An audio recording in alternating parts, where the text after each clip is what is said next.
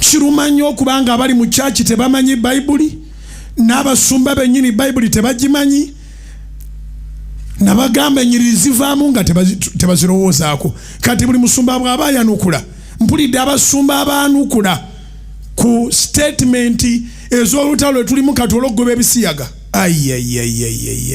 Abantu baagala visa. Bagala visa. Bannabyabufuzi baanukula bulungi ku kisiyaga okusinga abasumba.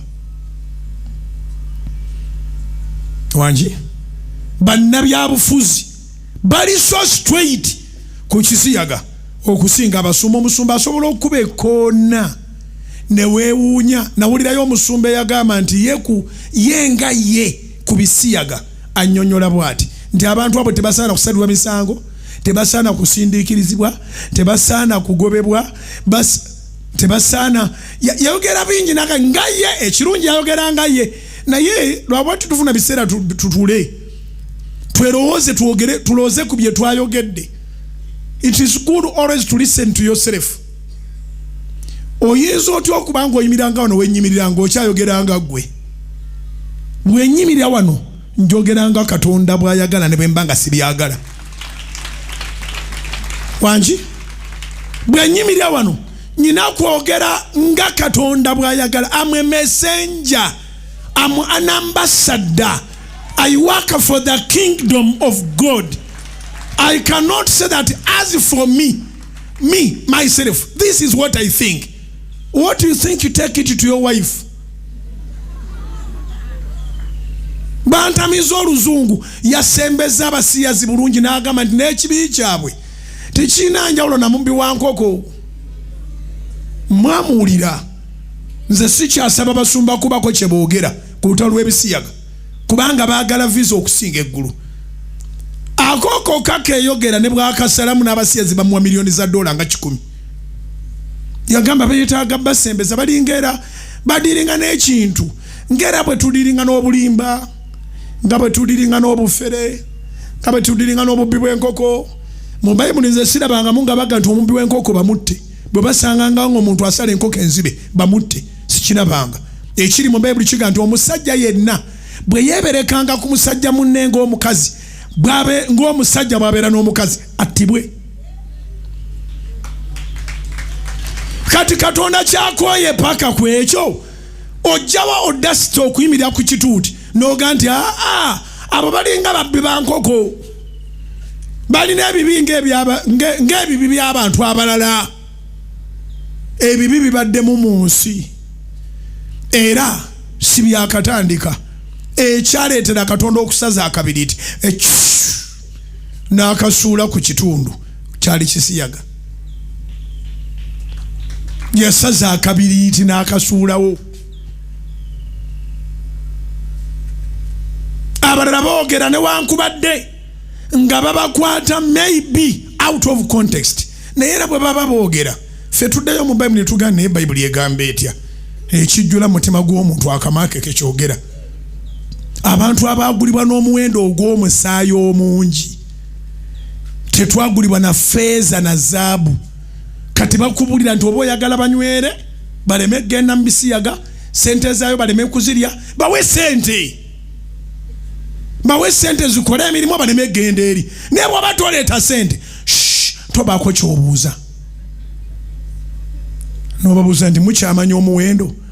Kale nzikiriza nti ekyo ekigambo kyandebeera out of context. But what is the use of your head?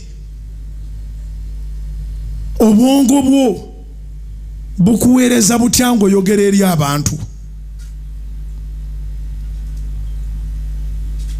Oyinza okusinzira ku kituuti oba okusinzira mu makaago n'ogamba mukazi wo nti bw'aba takyagala kwegatta naawe ogenda kukwata abaana be. Kati akuulidde awo n'aga nti n'atandika okisaasanya ku social media n'oga nti yakukuta out of context.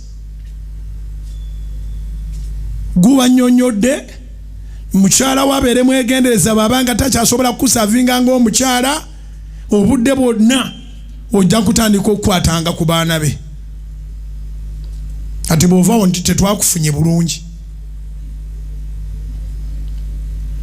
nedda kye nabadde ntegeeza kye kino nabadde njagala agolokoka akola obuvunaanyizibwa bwe. You are just stupid 100%.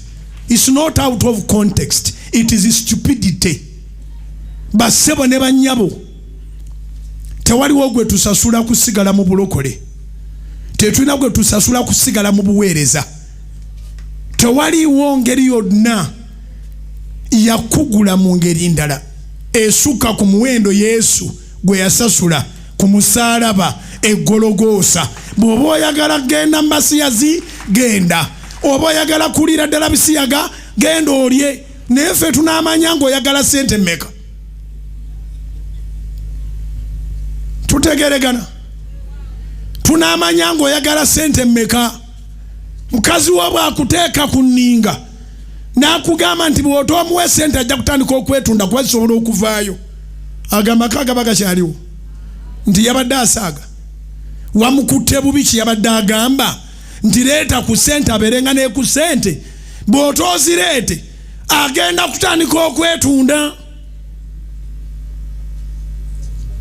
Bwaba wakiwulidde n'akiteeka ku social media naga ndi yanfunye bubi out of context, omanyi kati abo bappika baagala nnyo ebifudde. Gwe wagambye eki? Waga nti balowa batakyakuwa sente bwe weetundanga teyeekwasa mitwe. Tamanyi emirundi agiyita mitwe ngalabi.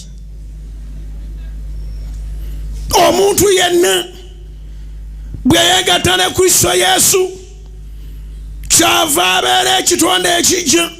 Kebera omulugu wali oyina nga tonnalokoka gw'okyalina tonnakyuka. Ebyali bikulya nga tonnalokoka, njogera olulimi lwammwe, bikyakulya tonnakyuka. Abamu babeera mu kyaki ng'ali mu kwetegereza bubina, ne mu nsi wali weetegereza bubina, ne wano weetegereza bubina. Mu nsi walingizanga bwoti n'emukaleego olaba oba ebbeera onoolirengera, ne mu kyaki era okyalingiza. Mulemesezza n'abantu okweyambalira. Omuntu abuuza ayambala eki?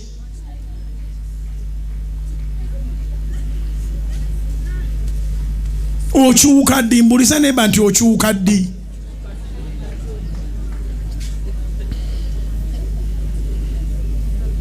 Okyuka ddi? Okuyaayaana okw'ensi. Omusajja yatugamba siri baleka bamulekwa, ndibawo omwoyo omubeezi. Ensi tejja kubanga emulaba, naye mmwe mumulaba. Bassebo ne bannyabo tulina kwe tugumira, kye tugumirako ensi tekiraba. Abewamwe bonna bayinza okukazaakaza. Ofumbirwa ddi? Leeta omusajja eyo, tewaliyo kisajja. Leetayo, baako kyowalula, kijeeyo eyo mu bulokolo okireete. Balaba birala naawe olaba birala. Olina omwoyo akuleetera okubeera omwegendereza, olina omwoyo akuleetera okubeera omugumiikiriza, olina omwoyo akuleetera okulindirira.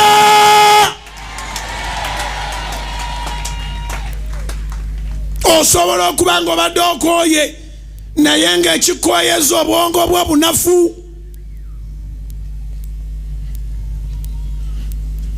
N'ekyewafuuka tokimanyi. Tulina omutabaganya ye Yesu. Tulina omutabaganya yaani? Bakolinsa ekyokubiri essula 5:17. Omuntu yenna bw'aba mu Kristo Yesu kyava afuuka ekitonde ekijja, oba kyava abeera ekitonde ekijja. Ebyeddanga biweddewo. Kwegayiridde nnyo gwagamba nkooye, nina amabanja, sina njawulo nabeewaffe, naye ate neewayo mu Katonda, nsaba okebera ebyedda byaggwaawo.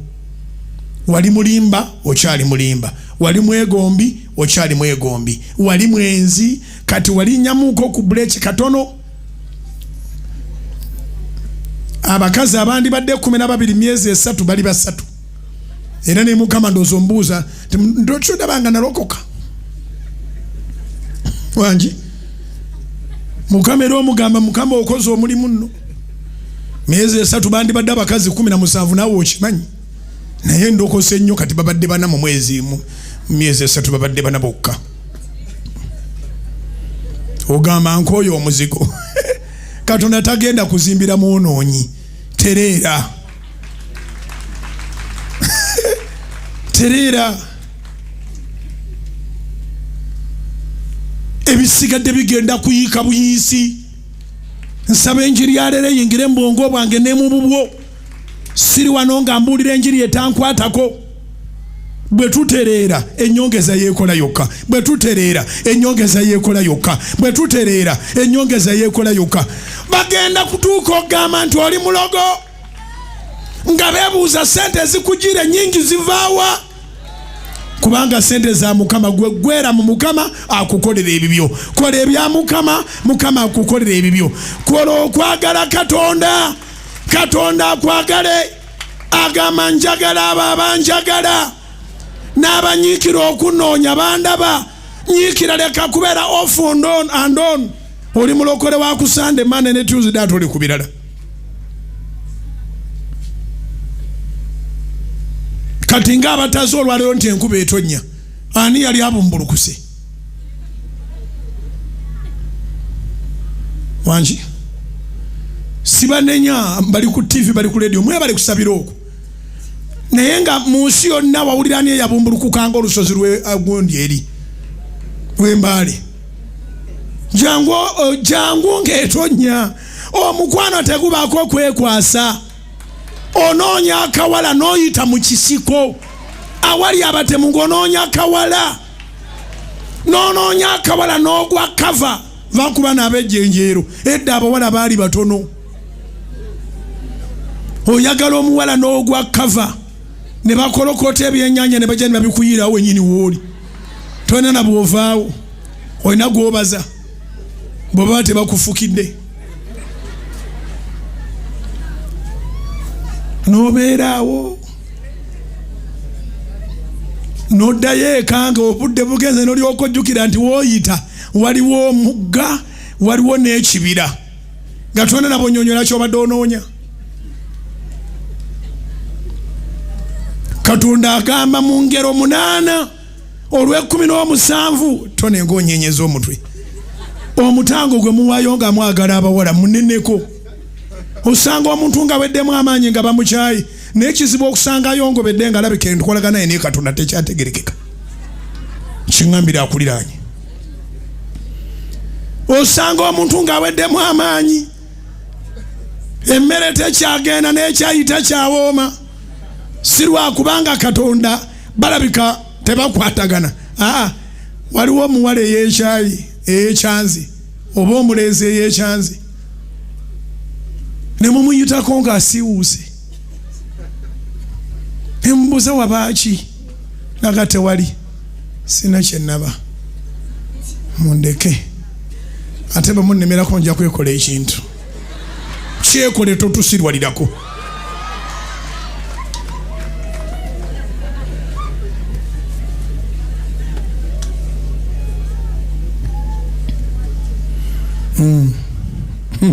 Leero message ya mu nyumba nnyo mpulira ng'eyingira mbuuliza ne bantu wakoma ddi okuyongobera n'ogwamu amaanyi ng'owulira enkolagana yo ne Katonda egenda esereba.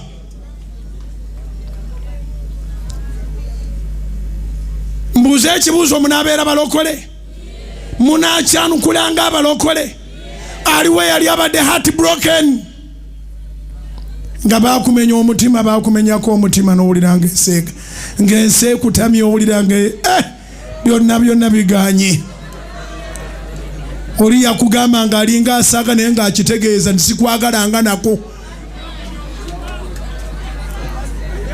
diri wagwamu wamenyeko omutima Susan awanise tofaayo wafuna omusawo kubira Mukama engalo ez'amaanyi. Oh, somebody shout hallelujah. Nawe yo Katonda akujjanjabe zikubire Yesu ez'abaggulu.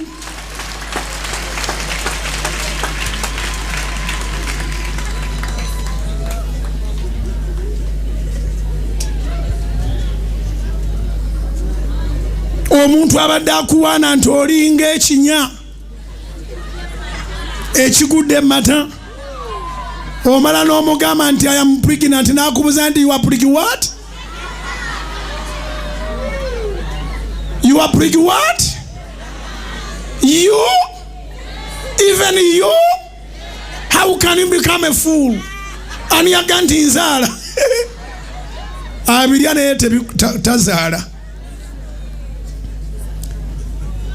N'olyoka oggwamu amaanyi n'otunula olubuto ng'omwana tannaba kuvaamu nti oba ategerekeka n'otandika okukakyawa kakuleetedde ebizibu kakutabudde.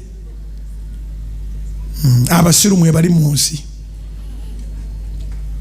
naye Katonda bw'omuwa omukwano tali kubuuza nti what? Hapana. Yagala Katonda nkwegayiridde, yagala Katonda tayiwa.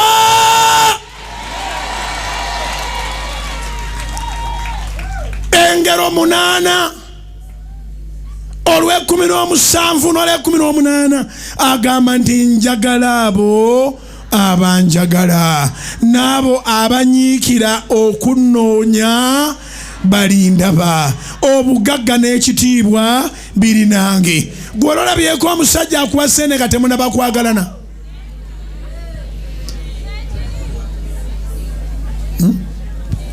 Bazibawa? Ndowooza ey'ekizampo tekola bwaba bazibawa. Kubanga nze mpulidde Katonda ng'agamba bw'omala okwagalana omukwano ne gunywera, obugagga n'ekitiibwa biri naye. Obugagga bwa Mukama n'ekitiibwa si byakusookeza. N'abo ababawa ssente nga tebannaba kubaagala baba bafere, era ojja olaba ezo z'okomako. Nze mu bulamu buno mpise mu bintu bingi nnyo, mbadde n'emikwano mingi, ndi muntu w'abantu.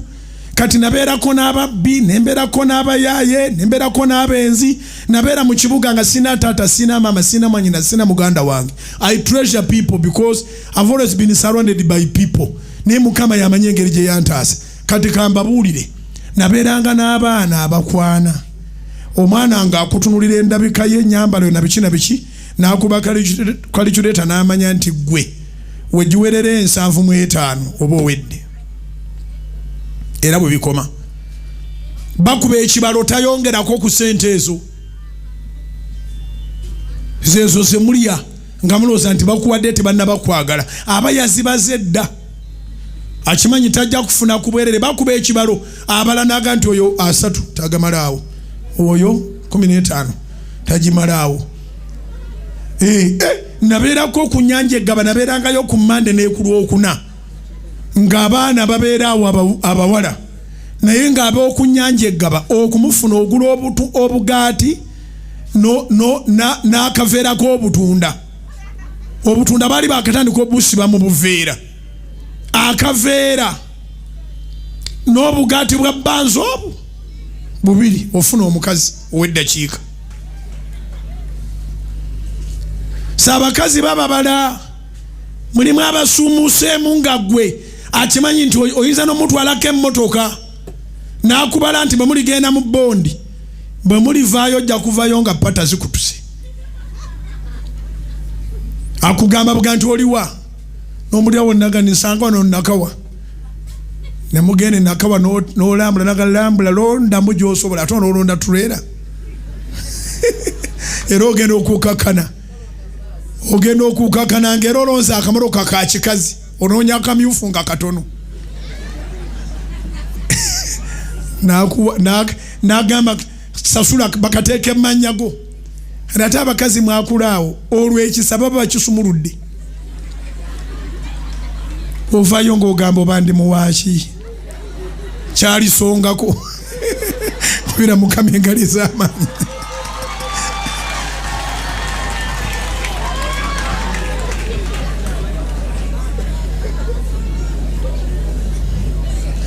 Baba baza bubaza.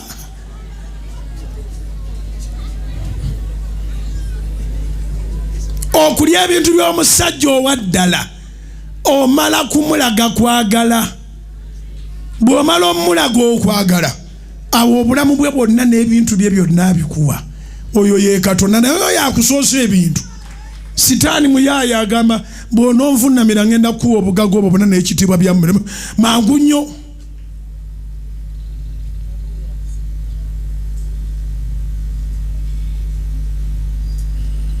Era tebakulimanga nti babakuwa emmotoka nga lubakwagadde basobola okuba nga bakubalanga gw'osukka ku millions. Aga ne oyo kati oyo ate balowooza nti buli omu alina price. Kyovulaba olina ofuuka ennyo ekitonde ekijja abantu baleme kubala nga babala n'omuwendo ogukujaamu. Kiwandiike olina okufuuka ennyo ekitonde ekijja abantu baleme kubala nga babala n'omuwendo ogukujaamu. Feno tituli mu politics. Fe tugenda muggulu tugenda muggulu. Kati abagenda muggulu oteekwa okuba nga oli priceless.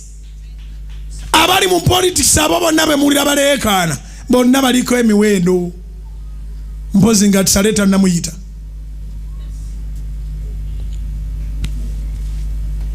Okitegedde. Kati twateekwa kuba mu church ng'oli abala naga nti oyo wetuviira mu bondi abakkiriza. Bw'omuwa tiketi ya Dubai abakkiriza. Bw'omukolera Dubai abakkiriza. Twabirekayo naye tujja kubifuna. Agamba tusooke tunoonye obwakabaka bwe tunoonye n'obutuukirivu bwe ebisigadde bigenda kutwegattako bwegasi.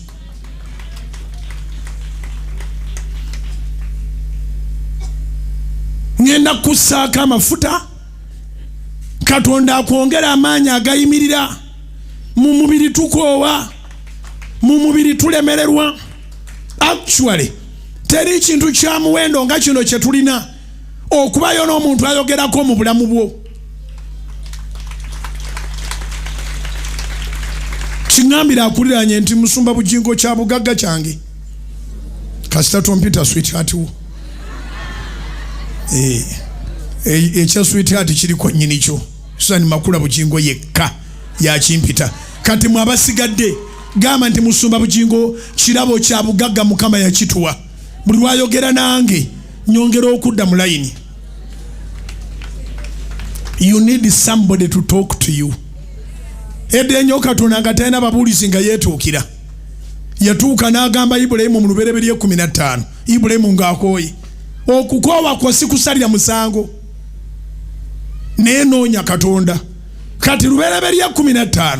Ibulayimu ng'akooye. Mukama bwe yajja bwe pa. Ibulayimu n'amugamba nti mazima byonna n'obimpa n'onnyima omwana. Katonda n'amugamba nti Ibulayimu nze empeeraayo ennene. I am your great reward. Genesis chapter 15. Okuva 16:17 namugani mukazi wo Sara ali kuzaalira omwana. Sara n'abiwulira n'aseka. Mukama n'amugamba Sara osese n'agamba sinnaseka natamanyi nti Mukama akebera mutima. Mulina enseko ze mutuga. Nkugamba guno omwaka ojja kuzimba kanena ndoga.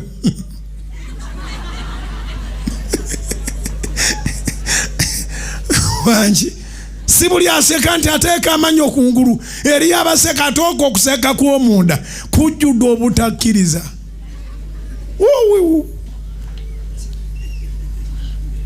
Seka Mungu osekera munda tulabe.